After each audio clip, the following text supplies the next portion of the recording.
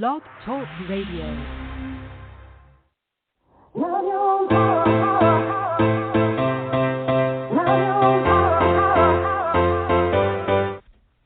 Chatting with Nat is a podcast for independent women seeking to speak their truth and to break down barriers. We host honest conversations that help to guide and empower women. Speak your truth and set yourself free. Let your voice be heard.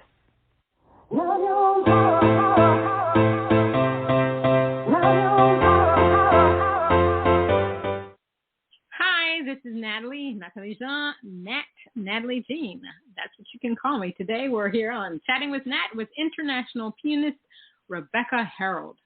She's based out of Boston, Massachusetts. Pianist Rebecca Harrold celebrates her upcoming release, The Tree of Life, with collaborator and producer Will Ackerman. Rebecca is a principal pianist for Boston Ballet and enjoys international acclaim both for her performance and modern composition. So let's give a round welcome for Rebecca. Hi, Rebecca. How are you? Hi, Natalie Jean. I'm doing well. Thank you. That's awesome. How has thank you so much for... Oh, yeah. Yeah, I mean, you are awesome. Yeah. I had to have you on the show. Well, thanks. I appreciate you offering me the spot to just join you on your show. I'm excited to hear what's up. Everything's up. Everything's up. Except gravity. It's been crazy. 2021 we haven't hit the middle ground and it's already been crazy. How has the pandemic treated you? Well, I mean, actually just hearing your introduction of me, I'm like, okay, so fast forward, I've changed my entire life. Oh, wow. My entire life, yeah, it has been changed due to the pandemic. I have relocated. I'm no longer working at Boston Ballet, so just a quick update, and that's all due to the wonderful pandemic. But it's all good. It's like you say, it's all up, you know? It's a reworking of where I am and just trying to figure out how to land, you know? So, okay. So what ideas have come to you since you're no longer with the Boston Ballet? So what have you thought? What ideas come to you to continue this beautiful work, this wonderful work of yours? Well, I mean, I am a composer. Primarily, I love doing that, and I'm also a singer. So there's a lot of things that I'm doing right now, and one of my biggest passions out of this pandemic that I've seen arise in me is just to keep live music live and really pursue giving other musicians hope and the vision to come out of this with more strength and more, how do I say it, like more zeal to keep live music alive. Oh, yeah. I'm thankful for the internet. However, I just can't see that as the new normal. I just can't. Can't abide. Can't abide. I like that. Dude cannot abide. I cannot abide. That might be a song. I cannot abide by that. I like that. No, I can't. I get you. Yeah. No, I get you. I understand you. Because we just don't want that to be the new norm, the whole internet thing, because it's not good for the eyes, one.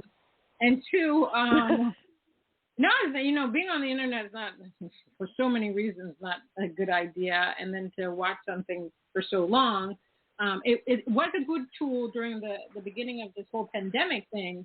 But I agree 100%. We need to get back to the normal where we're actually out there performing, being on stage, interacting with people. So I do agree with. Did you do any live streaming during this whole time?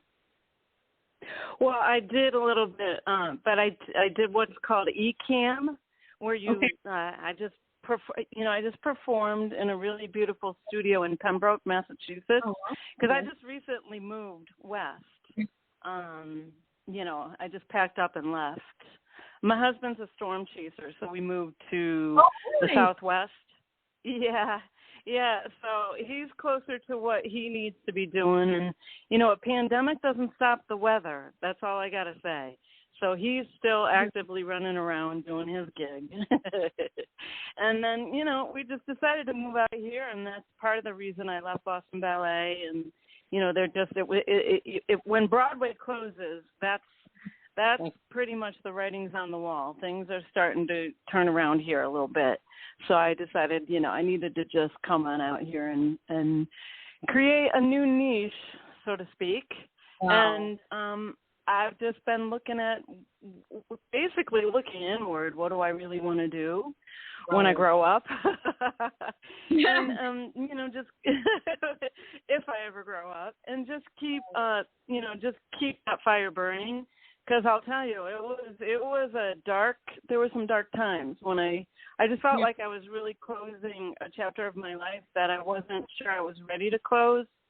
But I believe God is my witness, and God has something bigger and better in store, always than I could even ask or imagine. And I'm just kind of waiting for certain things to happen. And in the midst of all of this, I was trying to release my second CD, which has just been, wow, a lot of stuff happening, and I can't figure out exactly how I want to do it. But I've got a lot of people, thank God, who are very proficient at what needs to be done.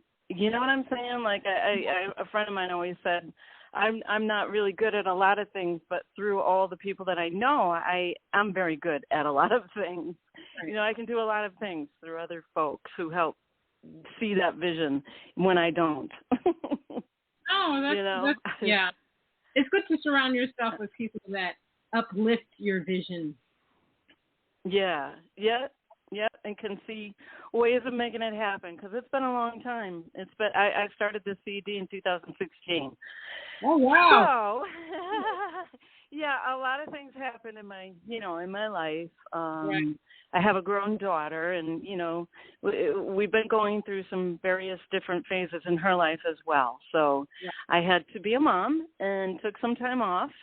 And finished all the music, but it's majorly the technology and the distribution and how things have changed so rapidly in how people consume music and things. So I've had to rethink how to do this. I get you. I mean, the whole music. You see, anybody that wants to get into the music business has got to be crazy. You and I, just like you and I. You have to have a. It's a lot of work. Definitely. It's a lot of marketing. It's a lot of self-promoting. I mean, if you don't have a budget to have a manager or all these other team players, and you're doing it by yourself, it's just a lot of work. And then when you're doing it by yourself, it seems like everybody wants to pounce on you and say, oh, I can do this for you. I can do this. And a lot of them are scammers. So we also have to have that radar up at the same time of doing this. And just following our passion is just crazy. Have you ever thought of writing a song called Storm Chasers? I would love, you know what? You just gave me an idea. Storm Chasers. Sure. Because people certainly have a lot. There's a lot of storm chasing going on. You're right. That could be very metaphorical, I think. I think that's, you got a good idea going here. So we'll brainstorm. Storm Chasers. Storm Chasers. You see? Look how we work. See? Well, we got the hook. We got the title. We got the title. Yeah, we got the lyrics. Right. I mean, you got the storm chaser in your life, so you can work from that. You can tell me. That's really cool that he's a storm chaser. I like that. And he doesn't. I mean, he is not doing it for the weather. He's doing it for the destruction. He comes in after the storm. It's not about the weather. It's about how much damage has been done, because that's what he goes to work on fixing that. And in the beginning, pardon. Go ahead. We need people like him. Yeah, he really likes it. As much as he gets tired. I suppose it's like musicians going on the road, which I've never really done full force, but there's that time where you're just like, man, I don't know if I really want to do this anymore. You know the vibe. You're like, oh my God. Love the audience. But then don't you get that adrenaline? You just get that adrenaline. It's a rush. It is a rush. And I saw, he just left this morning at 4:00 in the morning. So it was fun to see. It was fun to see the transition before it was kind of like, and then this morning at 4, he was like, woo-ha, here we go. On the road again, It's just like, so storm chasing has its adrenaline rush too. So here we go. We are developing a good song. I feel it. I feel a song coming on, girl. I feel it. We got to do it, you and I. So how would you describe your music? Well, my first CD was all piano driven. The music is more like, I get compared to Keith Jarrett or what's the guy from Carmel by the Sea, Joe Sample, Liz Story. Sometimes the best way for me to describe my music is to use some of the comparisons I've gotten. And I get that from my first CD, but I'm also a singer. So Joan Armatrading, I've gotten compared to sort of folky, jazzy, bluesy, weird. That's weird. I love Joan Armatrading. But not, it doesn't always fit into a niche per se as far as music is concerned, because I was classically trained, so I use a lot of that as my basic structure, but then I'll use jazz idioms. It's like saying I know how to say a few phrases in French. Like I can say, sacre bleu or something, or bon appetit, or bon voyage. That does not make me fluent in those languages. It just means I throw in a few little jazzy licks here and there. Because I know a lot of jazz pianists, and I would never, ever, ever say that I was jazz, because I have way too much respect for what it is that they do, and I barely skim the surface. You see what I'm saying? So there's elements of that within what I write. But I love the blues. I love singing the blues. I've never really written a blues tune or a rock tune. And I love singing classic rock like Heart, Anna Nancy Wilson. And that's, kind of where my vocal soul rests. So I'm trying to meld what I create musically with what I want to express vocally. And that's where I'm at right now, like with this whole transition. Just finding that deeper voice, within me, and how to write for that voice. So my second CD is an interesting mix of gospel themes, but not gospel music. Not gospel music, gospel themes. Like everything for me comes from a place of my relationship with God. And even if I do write a love song, people will be like, oh, that must be for your husband. And I'm like, well, if you want it to be, that works. But that's not really where it came from,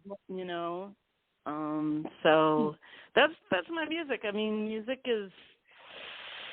is just, I think I liked doing it instrumental at first. All the songs that I had on the River of Life were actually have lyrics, but I wasn't ready to sing. It's weird. It's just a phase I was going through. Plus, I wanted to work with the folks up at Windham Hill. I felt like I was getting my doctorate in production with those guys, and they don't really do vocals. You know what I'm saying? So it was just, okay, I'm going to do this. It was amazing how it came to pass, and the opportunity came up, and I said, I'm going to do it, and I'll just do all instrumental. And it's beautiful. It's absolutely, I have to say, a lot of the people that played on it added so much to it that I just fell in love with the music over again, because we carry stuff around in us, and it becomes sort of blasé in a way. You know what I'm saying? Like, I've had these songs since I was 10 years old, and I was just like getting used to it. It's like complacency or whatever that is. Familiarity breeds contempt. I was like, I gotta get this music out any way I can. I'm gonna do it. So it's all instrumental, and I'm really, blown away by that. The second one, I'm singing more, and as a singer, you're much more personally vulnerable, I think, when you start adding your voice, because it's you now. It's not just Rebecca playing the piano. It's her voice. It's much more personal. Right. You think? You see what I mean? It's like just all of a sudden. Yeah. I agree with you 100%, because I remember when I decided to get into music, I was like, oh my gosh, how am I going to, I was very shy, believe it or not. And I was like, oh my God, how am I going to get on stage and sing in front of people? Because this is just going to be, and you know what? I was just like, I don't care. I'm just going to sing. I'm going to let God work through me, let Spirit work through me, and whatever comes out is going to be from love. And that's what they're going to receive. And that's how I was able to perform on stage. Good. And in the recording studio, you know, it's totally different. Yeah. It's totally different. And, you know, it's that terrified me more, because being in the recording studio, because it's like a microscope. Every single little thing that, you know, can or will happen with your voice does. Right there for everybody to hear, and you're like, oh my goodness. And you're like, oh my God, no, not that. Sorry, that wasn't me. Yeah, that was my line. Yeah. Excuse me. So I honestly, I think that's probably part of the reason why this has been a long project. You know, getting the second CD out has just been a long. You know, I think it's teaching me, you know, be okay with yourself. Amen. Be okay. You're enough. You are enough. You know, that's what I tell. You got to love yourself first before you can love anybody. You got to love yourself first. You got to love everything that you do. And I always tell people, you got to love what you put out. If you can't sit there and listen to your music yourself, because I can listen to my songs. I've listened to my songs like for an hour over and over again, and I can do that because I actually love what I put out. I always tell people, if you don't listen, put it out, because that's your energy. That's you that's going out there. Mm-hmm. So it's very important. How did you get into music? Well, I kind of didn't have a choice. My mom was a musician, and I started playing when I was a baby. She just harnessed it.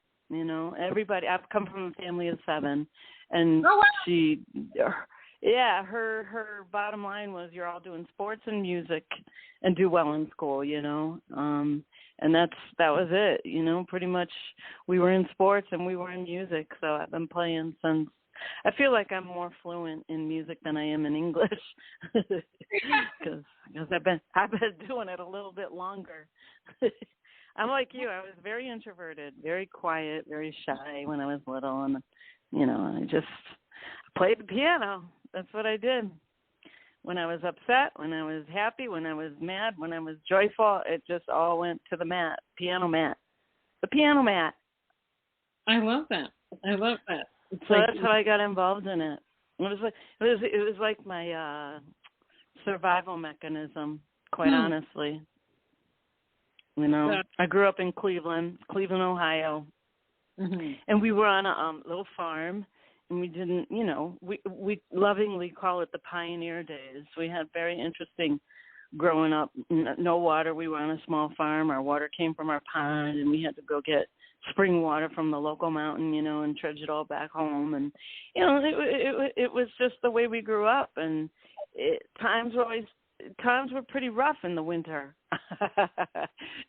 Not a lot of running water when you're pumping it in from a frozen pond. Kid you not. I kid you not.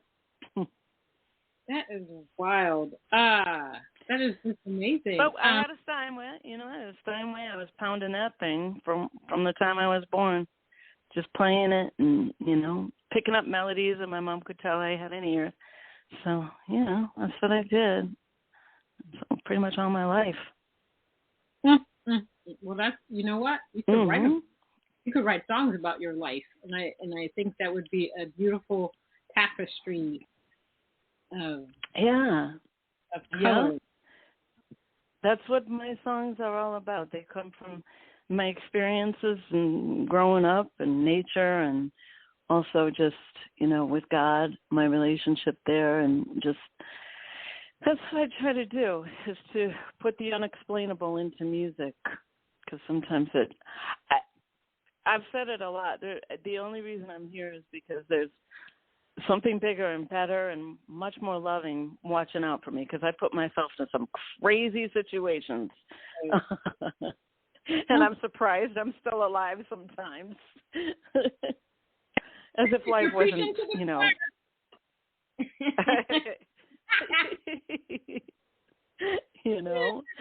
So I'm grateful. I am grateful, with everything that's going on. I'm just thankful for having this, It is a lifelong lifesaver for me.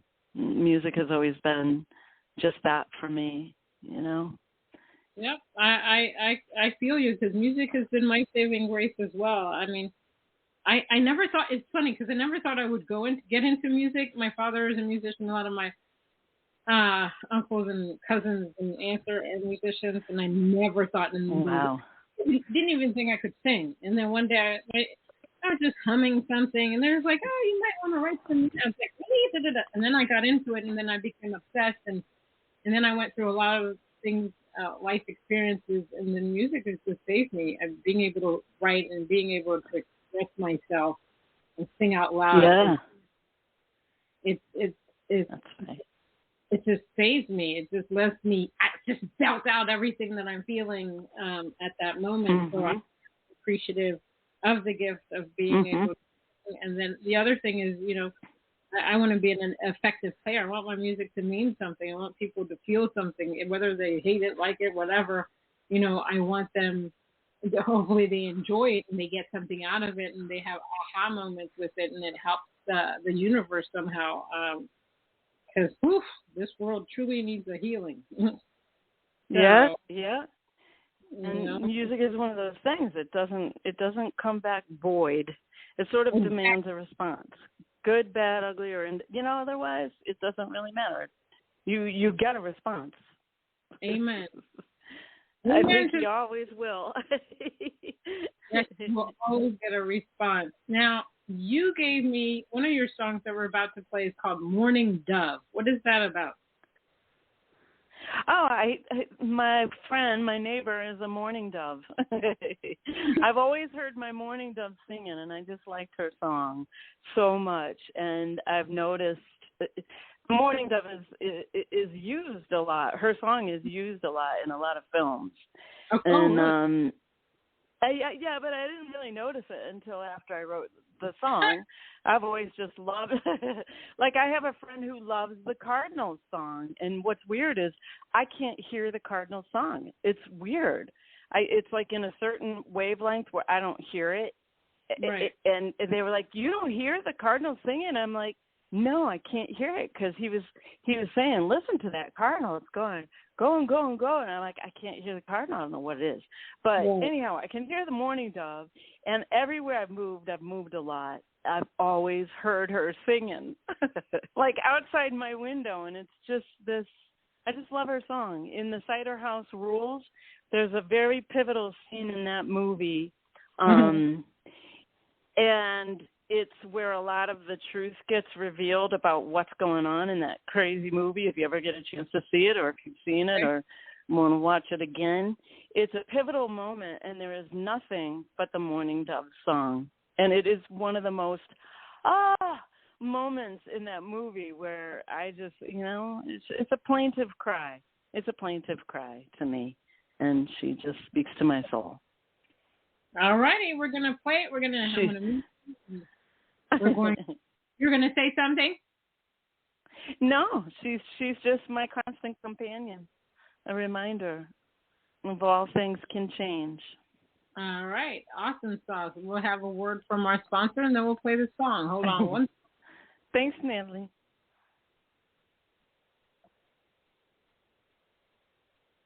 Hi, this is Nikki Chris, and I host a podcast called Mixin' It. Mixin' It focuses on women in the music, entertainment, and the performing arts. Our goal is to provide an avenue for industry veterans and up-and-coming artists, musicians, engineers, and producers to showcase their talent. Listen to Mixin' It on Monday Music Madness at 8 p.m. Eastern on the Sim Radio Network.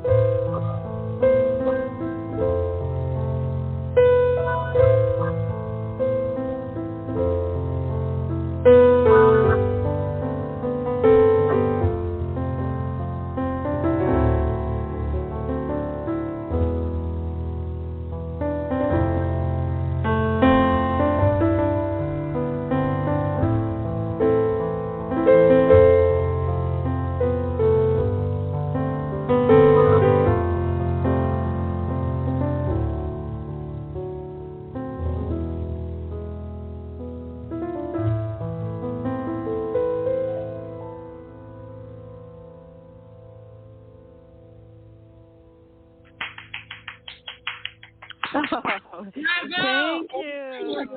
I need to get that down. I keep saying I need to get it. Now, we're going to get into a topic of conversation here because it's all anybody can talk about. So let's talk about that Grammy performance. Now, I didn't watch the Grammys for many reasons. I've been to the Grammys, and what I most love about the Grammys is actually the after party. And, I like to walk the red carpet. That's always fun and stuff like that. Now, since everybody was talking about that one performance, I did watch it on YouTube. And here's my take on a lot of things. And I'm no prude by any means. But I saw the choreography, and there was a lot of stuff that I could say, okay, I could watch that. I think it was appropriate. But then there were certain scenes, and I had to tell somebody else. I actually watched the entire thing, and there were moments where Cardi B, her crotch was so exposed that you literally could see everything. And there are certain movements, dance movements, that mimic, sexual positions, this, that, and the other. Now, if this choreography had been on HBO, cable TV, I could say, yes, that's appropriate for that, because on cable, people do whatever. There's nudity, there's sex, there are all kinds of things on cable TV. And I'm not a prude, and I think that artists need to be allowed to create, and I think women should own their own sexuality if that's their thing. But, however, after watching the performance, there are certain aspects of that performance that should not have been in there. Because of the viewership, because they know that young kids are watching, all their parents can just shoo their kids away, but that's not the point of watching the Grammys. When I was little, I used to watch the Grammys with my parents. We would sit down, get involved, watch, and clap for the people that won the Grammys and stuff like that. And everybody wants to go back to the female empowerment movement. Yes, women should own their own sexuality. I agree. But there's also a way to do it. And here's the thing that I told one of my friends. My problem with also is that stereotypically, when it comes to Black women, the stereotype is that, Black women are very sexual, they're this and that. And that's the biggest problem I have with it. Because when other people see that, they just assume that all Black women are like that. That's why I don't watch a lot of the reality shows that are so just ghetto. I just can't take it, because it gives all of us a bad look, because sometimes people will think, well, that person must be like that, so the entire group has to be like that. Grant and Eileen just posted something in the Indie Collaborative just 37 minutes ago about people have been nasty, especially, I think it was all because of that. I think William Reed put a comment about it and wants to, do a petition or whatever to the Grammys. So what do you think about the whole thing and artists being allowed to be expressive in this whole Grammy thing? Well, first, I am with you. I didn't watch the Grammys, but there has been so much spillover and enough to see. And first off, I think women have made plenty of strides in the field of art, in the field of dance, and women of color, if we want to go as far as to start getting into that particular mode of why it's important for specific types of women to be represented and to own their sexuality. But or to have full reign over their sexuality. But I just think I come from where's my take on this? I think because I've worked with dancers, and I'll tell you, it becomes exceedingly more difficult to draw the line between sexuality and art when you are using your body as an instrument. Right. Because it's very physical, it's very visceral, and when you are a dancer, it's all about how you look, how you move, how you position yourself.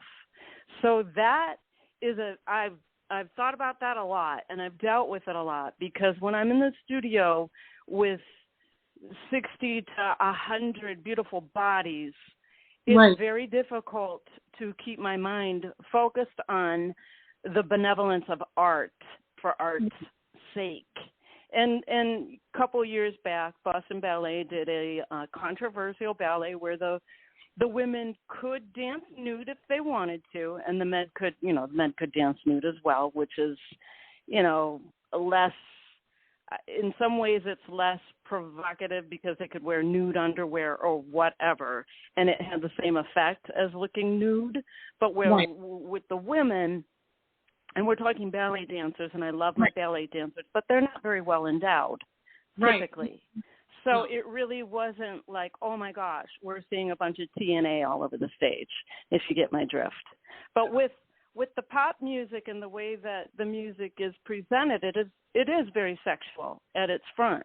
And I think the biblical verse that comes to mind, because that's my worldview, that's where I take a lot of what I see and what I experience and how I want to represent myself as, first of all, an artist, regardless of my sexual identity. As an artist, everything is permissible, but it's not beneficial. And that's a scripture. And I will go to my grave saying that about what it is that I want to put on stage, what it is that I want to purport as an artist, and how I think it benefits people.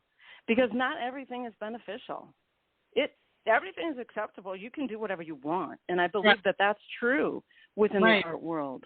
Yeah. And when my daughter was little, she'd always say, Mommy, because I was doing theater, I was directing theater, I was in theater, I was on stage, I was dancing, I was doing all of it. I'm a vaudevillian trained musician. You do it all, and with a smile. And that's the vaudeville,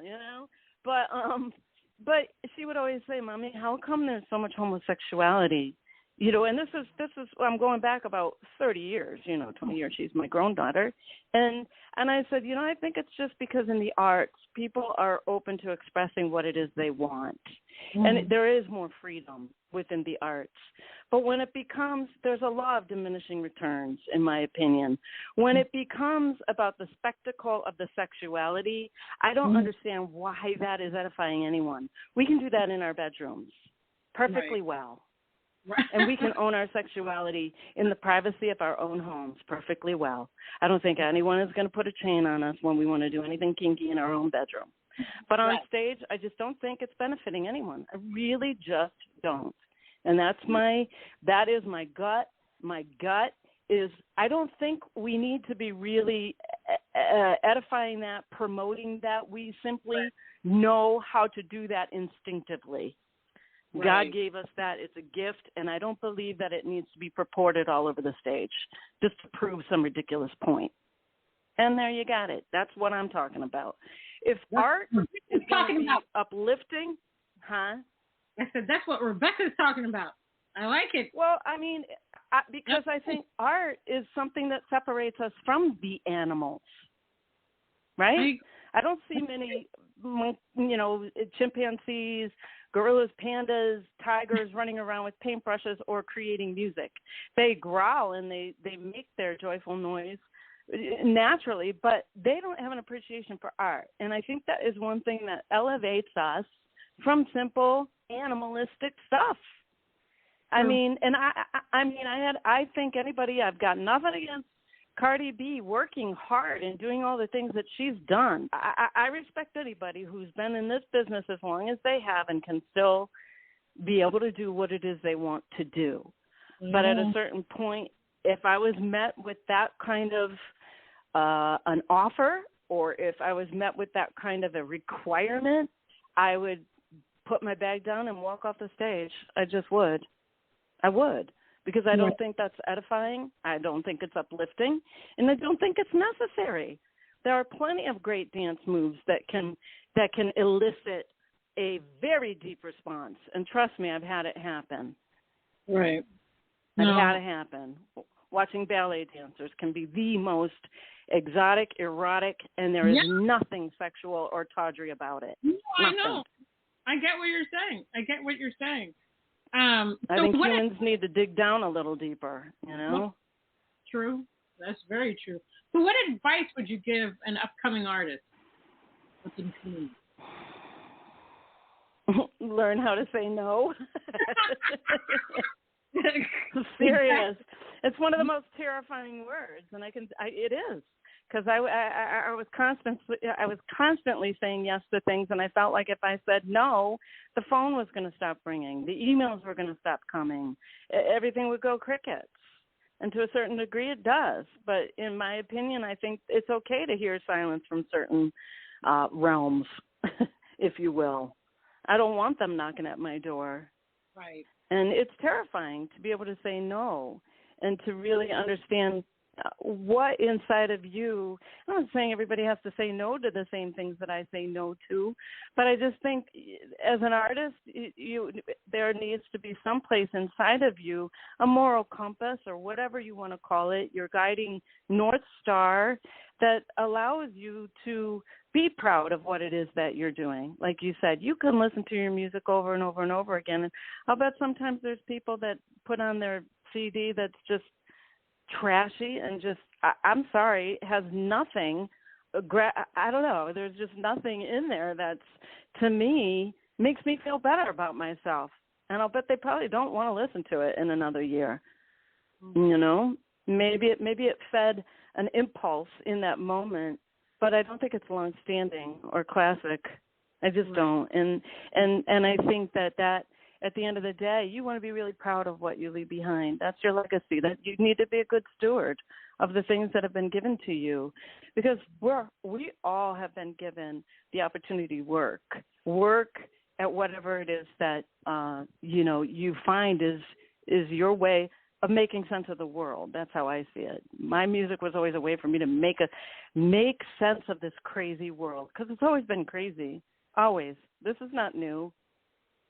You know? Yeah. No, I agree with you 100%. It's just weird. While you were talking, it sounded like a robot was talking. Did you move position? Good old technology. No, somebody was calling in. I forgot to put my block on my phone, so that might have been it. It was okay. Yes. No, it's okay. They got a different version of Rebecca Harrold. So I am not a robot. I have not been programmed to say this. I really do feel it deeply, and I think it's gonna get harder for people to understand just how to get their point across with the world the way it is, because it's just getting crazier and crazier. I honestly believe that it's getting crazier and crazier in some ways. And it's going to take a lot more depth of younger artists coming up to really stand their ground and know what it is they want to say and know what it is that they want to present, to the world. And I mean, for me, art has always been about personal expression of how you see the world. And to that end, I guess, Cardi B, I had one of my best friend's daughter danced with Cardi B. So really? It's like, hey, listen, that's why I respect people. She's working. She's doing what she needs to do.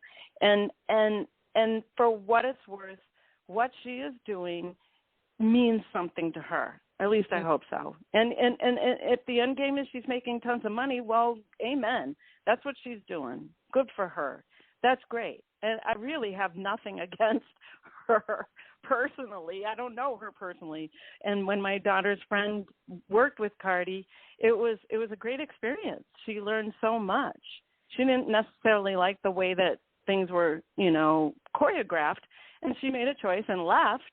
But, right. I guess my point is it's just she took a chance, and, why not? Why not take a chance and see what you can do and push those limits? But I see if it has that law of diminishing return where it's just really not beneficial.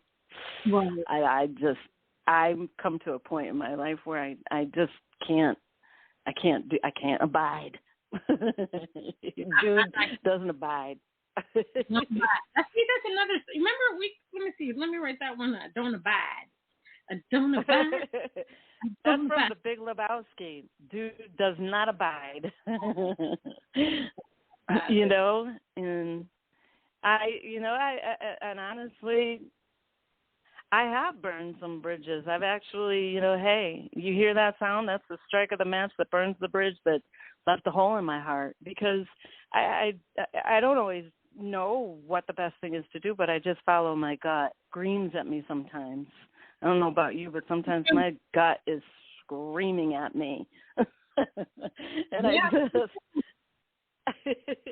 don't always know which way to go. I start to listen more and more because my gut's been right on every point. Now I'm like, okay, this is what I should do. Hasn't it? I'm listening. Yeah. I know. And for a long time, I would just be like, oh, I just have diarrhea. That's my gut screaming at me. I just have a little, constipation. No, it's your gut telling you something ain't right here. You may not know, it may not need to even know what's not right or where it's pointing you to go, but just like you said, start listening to it. Start listening to it, because it is a guide. It is our guide. Mm-hmm. And it's tired of not being heard. Yeah. It's in the gut and say, didn't you hear what I said? I know. Your gut always has the last laugh, doesn't it? I owed you, and you didn't listen. Now you see. Now your stomach hurts, doesn't it? I've had that before. Now, tell us where our audience can find your music. Oh, and here's another thing for artists. In perpetuity. You know what that means? Never sign anything if it says in perpetuity, because that means whoever you just signed with has your art, that, for the rest of their life. In perpetuity. That's good advice that I got from. So anyhow, people can find me on my website, www.RebeccaHarroldmusic.com, and Harold is like the guy's name, but with 2 R's, Harrold. And I'm also, I'm on Instagram, and I'm on Instagram as Harold Rebecca. So a lot of people think I'm a guy. It's all right with me. Who's Harold? Why is there pictures of a woman? I'm Weird Harold. Instagram, what else? I was on Twitter, but I've kind of let it languish. I'm on iTunes. My only CD out there right now is called The River of Life. My next one coming out, I'm just going to release singles, and it's The Tree of Life. And I'm on Pandora, Spotify, iTunes, all the regular fare where everybody gets their music. I'm on all of those. And then, I'm in the Indie Collaborative there. So when people just peruse around, put my name in, give me some love. I said, just Google, you know what I say? Google me. I'm going to get a T-shirt done. Oh, Google me. It's like you would make a little baby T-shirt that says Google me, like giggle me or tickle me. Google me. Google me. It's easier because Google we're on me. platforms. It's just like, just Google me. You'll find me somewhere. Yeah, I'm sorry. I'm not so sophisticated with knowing all my handles and my hashtags. I can't remember half of them. We have to be on so many platforms. It just gets ridiculous at some point. But that's why you say. But you're the queen. You do have a lot of good marketing. I don't know if you do it all yourself, but I think it's lovely. I think you do a great job. Thank you. Yeah, thanks a lot. You know what? One thing about the pandemic, I mean, there's a lot of bad about the pandemic, but one thing about the pandemic, I was able to take a lot of webinars and kind of do some conferences and stuff like that. And I learned a lot about, marketing and with B Squared Management. They taught me a lot of things as well. And so I had time to start promoting things more in a better way and getting a better understanding of how this works. This is crazy. It's a lot of work. People need to understand the music business is just not, okay, let me create some music. Once the music is created, you've got to push it. And then you're dealing with people that may or may not want to stream it or buy one single for $1.29. It's just like, you know what? You're telling yourself. I mean, it's just crazy how people wouldn't even stream or pay $1.29 for a song. You know, no. If I can't buy an album, I want at least buy three or four songs off of that album. You know what? And it's not one song, just to say, you know what? I support you. Yes, exactly. Because there's no guaranteed return of interest of investment. That's right. The one thing about the music business that is very interesting and sort of maddening. Because you put all this work into what you're doing, and it's a beautiful production. It's a beautiful product. You've worked hard at doing what you're doing, and then you have absolutely no guarantee that you'll even make one penny of what you invested into your product. And music is really one of those beautiful industries where that occurs. Art is another, and dance. Dancers have, they have the greatest work ethic, I believe, as any artist. They've got the as a general statement, I think dancers are some of the hardest working artists on the planet, and they get nothing basically in return. Hate to say it, but they really do. They work their tiny little butts off. Yeah. Anyhow, and so much for being on my show. You are a delight. I love you. You know what? Because you speak You speak your truth. You're truly empowered. Whether you know it or not, you are empowered. You speak your mind. Oh, well, thanks. You stand up for what you believe in. You are you. You are the Rebecca Harrold, and people should really get your music. Your music is awesome. It's beautiful. I wish you luck on your music journey. I will follow you anywhere. Thanks. Well, keep me in your prayers. This is the time. Certainly is a time. This is the time. I like see. Giving me some ideas here. I like you. I'm going to talk to you more. Hey, let's talk. We'll follow up because I love working with people and writing songs. Okay. Definitely. I'd love to collaborate. I've worked with people who don't even write music, but I know you do. I mean, I've worked with singers who just suddenly get melodies and then I put all the music to it, and I love doing it. I love doing it. And you got that creative spirit. I do. No, let's talk. You do. Let's talk and let's do something together. Sounds good. Sounds good. Something fantastic, phenomenal. Okay. Well, thank you so much for inviting me, and I'll look forward to talking to you soon, Natalie. All right. You have a great evening. Thanks. You too. Bye.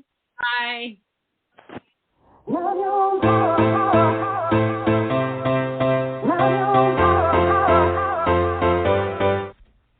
Chatting with Nat is a podcast for independent women seeking to speak their truth and to break down barriers. We host honest conversations that help to guide and empower women. Speak your truth and set yourself free. Let your voice be heard.